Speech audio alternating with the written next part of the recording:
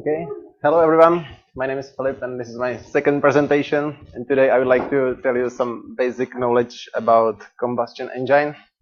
First, I would like just briefly introduce the history of combustion engine. Then I will mention the types of combustion engines, and then I would like to explain uh, how does the internal combustion engine works. So first, just briefly for the history. Many scientists and engineers try to invent combustion engine, and it all started at the end of 18th century with invention of gas turbine and a gas engine, which was used in locomotives and big ships, but they weren't really efficient, so there was like big room for improvement, and it continued in 19th century by many experience by many scientists. And like the big milestone was in 1860 when Belgian engineer Etienne Lenoir invented a first gas fuel internal combustion engine, and this is the first internal combustion engine, and this was the car in which he put this engine. Well, it was a car, but it doesn't look like a car, but it was capable of reaching a velocity of like 3 kilometers per hour. And here's also the portrait of the engineer. And then the inventions continued at the end of 19th century, and in 1880 Carl Benz invented not invented but had patented reliable internal combustion engine. And in 1886 he started the first commercial production of motor vehicles with the internal combustion engines. This was the first car he produced, and this was the first step of establishment of world-known car company called Mercedes-Benz. And they have gone a really long way since then, because here we can see one of the latest models of cars from Mercedes-Benz. So that's for the history. And now types of combustion engines. The first one is internal combustion engine. Second one is external combustion engine. Difference between these two, that in the external combustion engine, the combustion chamber, which is over here, is not located in the engine, which is over here. So the fuel is burned somewhere else. In the external combustion engines, it was typical for steam locomotives, and the fuel was usually coal, and it transformed water to water steam, and the water steam produced power to move the locomotive. And the internal combustion engine, the combustion engine is much smaller than in the other example. This is the blue one, and it's located right in the engine.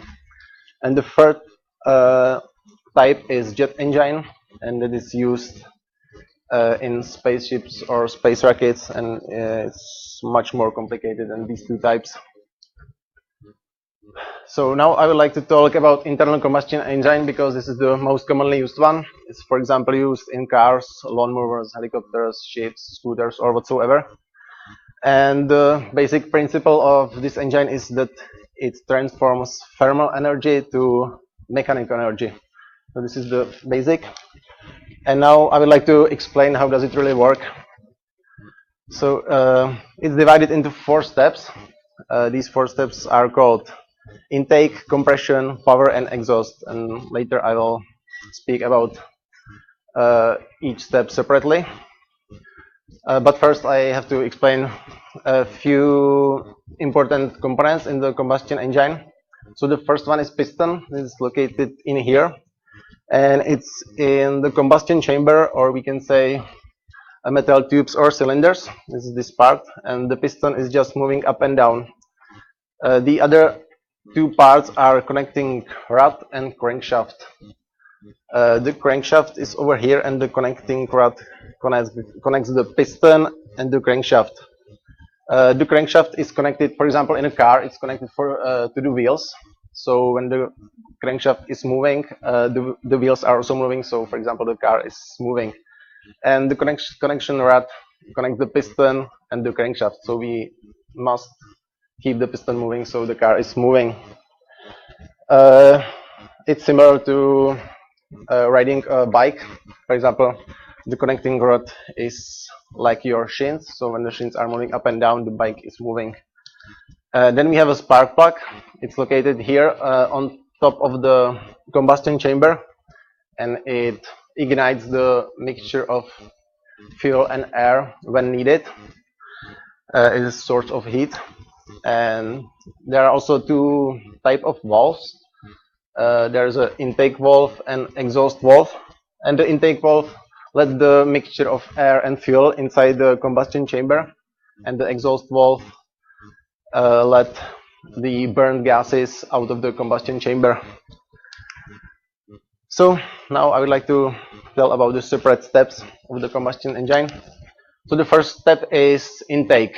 During this step, the piston is starting to move, and it's moving from the top to the bottom of the combustion chamber, as it can create a space for a mixture of air and fuel, which is being sucked through the intake valve, which is being slowly opened during this phase. Yeah, and that's it. There's another step. It's called compression, and during this phase, the piston is moving again, and now it's moving up the combustion chamber, so it can compress the mixture of air and fuel. And during this step, these two valves are both closed, so the mixture can't escape anywhere. And the mixture is being compressed. The compression ratio is usually from 1 to 8 to 1 to 12.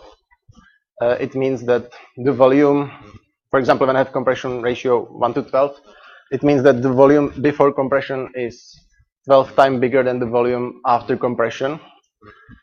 And the bigger the compression, the bigger power is being produced during the next step.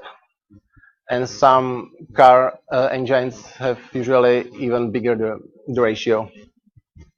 So the next step is called power, or we can say igniting. And during this step, this is where the magic happens. So the spark plug ignites the compressed mixture, which is over here, and it causes explosion. It's really like mini explosion, and the explosion forces the piston to move down the chamber. And as the piston is moving, the connection rod is also moving, and the crankshaft starts moving. So this is the step where the thermal energy from the explosion is being changed to mechanical energy of the vehicle.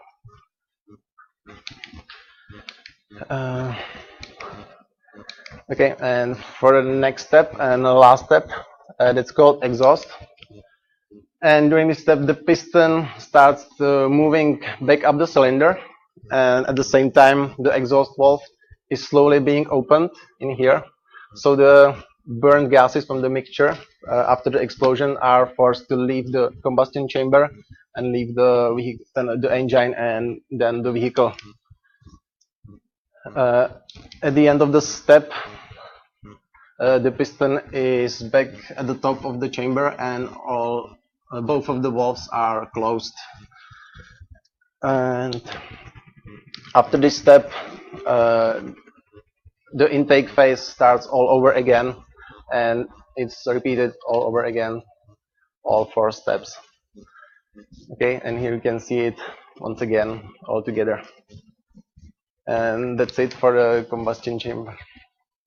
Thank you for your attention.